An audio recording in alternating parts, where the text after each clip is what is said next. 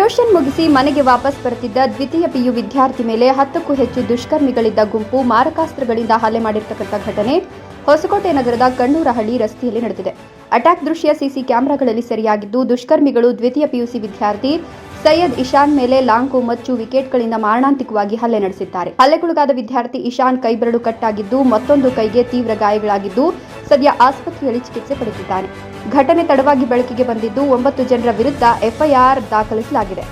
ಆರೋಪಿಗಳನ್ನು ಶೀಘ್ರ ಬಂಧಿಸುವಂತೆ ಕುಟುಂಬಸ್ಥರು ಒತ್ತಾಯ ಮಾಡಿದ್ದು, ಹೊಸಕೋಟೆ ಪೊಲೀಸ್ ಠಾಣೆಯಲ್ಲಿ ಪ್ರಕರಣ ಕೂಡ ದಾಖಲಾಗಿದೆ.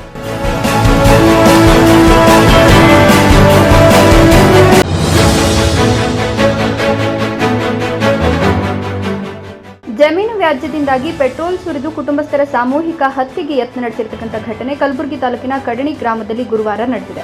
ಶಿವಲಿಂಗಪ್ಪ ಕರಿಕಲ್ ಎಂಬಾತ ಹತ್ಯೆಗೆ ಯತ್ನ ನಡೆಸಿದ್ದು, ಗುಂಡೇರಾವ್ ಕರಿಕಲ್ ಎನ್ನುವವರ ಮನೆಯಲ್ಲಿ ಪೆಟ್ರೋಲ್ ಬಾಂಬ್ ಹಾಕಿ ಹತ್ಯೆಗೆ ಯತ್ನ ನಡೆಸಿದ್ದಾರೆ. ಕೂಡಲೇ ಗುಂಡೇರಾವ್ ಕುಟುಂಬ ಬಾಗಿಲು ಹಾಕಿಕೊಂಡಿದ್ದರಿಂದ ಭಾರಿ ಅನಾಹುತ ತಪ್ಪಿದೆ. ಮನೆಯಲ್ಲಿದ್ದ 5 ರಿಂದ 7 ಜನರನ್ನ ಗ್ರಾಮಸ್ಥರು ಬಾಗಿಲು ಹೊಡೆದು ಆಸ್ಪತ್ರೆಗೆ ದಾಖಲಿಸಿದ್ದಾರೆ. ಫರಹತಾಬಾದ್ ಪೊಲೀಸ್ ಠಾಣಾ ವ್ಯಾಪ್ತಿಯಲ್ಲಿ ಪ್ರಕರಣ ದಾಖಲಾಗಿದೆ. ಇನ್ನು ಬೆಂಕಿಯಿಂದ ಭಾಗಶಃ ಮನೆ ಹಾನಿಯಾಗಿದೆ.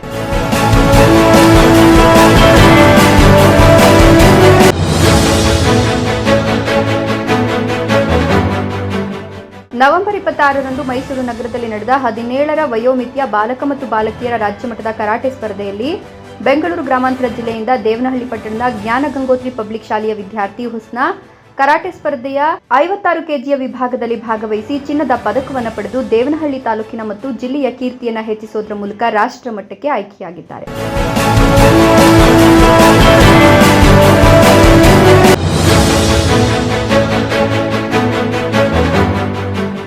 ಪ್ರಿಯಾಂಕಾ ಗಾಂಧಿ ವಾದ್ರಾ ಚೊಚ್ಚಲ ಚುನಾವಣೆಯಲ್ಲೇ ಗೆಲುವು ಸಾಧಿಸಿ ವಯನಾಡ್ ಸಂಸದೆಯಾಗಿದ್ದಾರೆ.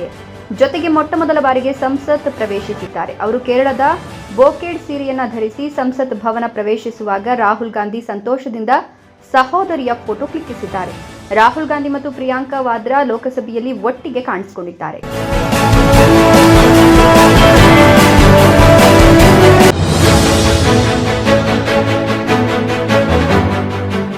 ಕೊಪ್ಪಳದಿಂದ ವಿಜಯಪುರಕ್ಕೆ ಪ್ರವಾಸ ಹೊರಟಿದ್ದ ವಿದ್ಯಾರ್ಥಿಗಳ ಬಸ್ ನಿಯಂತ್ರಣ ತಪ್ಪಿ ಪಲ್ಟಿಯಾಗಿ 60 ವಿದ್ಯಾರ್ಥಿಗಳು ಗಾಯಗೊಂಡಿರತಕ್ಕಂಥ ಘಟನೆ ಗುರುವಾರ ಮುಂಜಾನೆ ನಡೆದಿದೆ. ಕರ್ನಾಟಕದ ಶಾಲೆಯೊಂದರ 60 ವಿದ್ಯಾರ್ಥಿಗಳನ್ನು ಹಂಪಿ ಮತ್ತು ವಿಜಯಪುರಕ್ಕೆ ಪ್ರವಾಸಕ್ಕಾಗಿ ಕರೆದುಕೊಂಡು ಹೋಗಲಾಗಿತ್ತು. ಈ ವೇಳೆ ಕೊಪ್ಪಳದ ಗಂಗಾವತಿ ಬಳಿ ಬಸ್ ನಿಯಂತ್ರಣ ತಪ್ಪಿ ಪಲ್ಟಿಯಾಗಿದೆ. ವಿದ್ಯಾರ್ಥಿಗಳಿಗೆ ಸಣ್ಣ ಪುಟ್ಟ ಗಾಯಗಳಾದ್ದರಿಂದ ಭಾರಿ ಅನಾಹುತ ತಪ್ಪಿದೆ. ಈ ಘಟನೆ ಕುರಿತು ಪೊಲೀಸರು ಪ್ರಕರಣ ದಾಖಲಿಸಿಕೊಂಡಿದ್ದಾರೆ.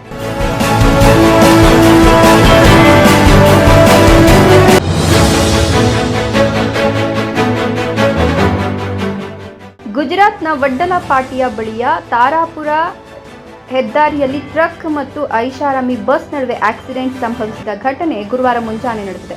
ಈ ದುರಂತದಲ್ಲಿ 3 ಮೃತಪಟ್ಟಿದ್ದು, 2 ಗಂಭೀರವಾಗಿ ಗಾಯಗೊಂಡಿದ್ದಾರೆ. ಸ್ಥಳಕ್ಕೆ ಭೇಟಿ ನೀಡಿದ ಪೊಲೀಸರು ಪ್ರಕರಣ ದಾಖಲಿಸಿಕೊಂಡು ಗಾಯಾಳುಗಳನ್ನು ಚಿಕಿತ್ಸೆಗಾಗಿ ಸರ್ಕಾರಿ ಆಸ್ಪತ್ರೆಗೆ ರವಾನಿಸಿದ್ದಾರೆ.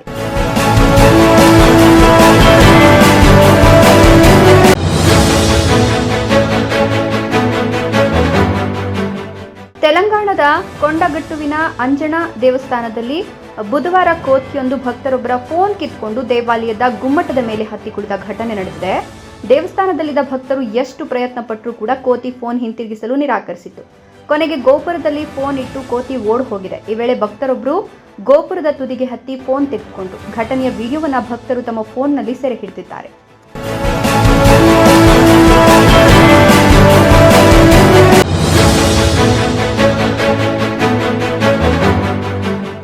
ಜಾರ್ಖಂಡ್ನ 14ನೇ ಮುಖ್ಯಮಂತ್ರಿಯಾಗಿ ಮುಕ್ತಿ ಮರ್ಚಾ ನಾಯಕ ಹೇಮಂತ್ ಸೊರೆನ್ನರೆನ್ ಗುರುವಾರ ರಾಂಚಿಯಲ್ಲಿ ಪ್ರಮಾಣ ವಚನ ಸ್ವೀಕರಿಸಿದರು.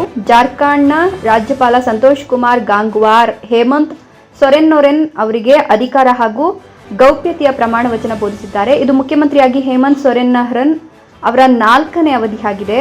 ಲೋಕಸಭೆಯ ವಿರೋಧ ಪಕ್ಷದ ನಾಯಕ ರಾಹುಲ್ ಗಾಂಧಿ ನೇತೃತ್ವದ ಇಂಡಿಯಾ ಬ್ಲಾಕ್ ಈ ಕಾರ್ಯಕ್ರಮವನ್ನು ಏಕತೆಯ ಪ್ರದರ್ಶನವಾಗಿ ಆಯೋಜನೆ ಮಾಡಿತ್ತು.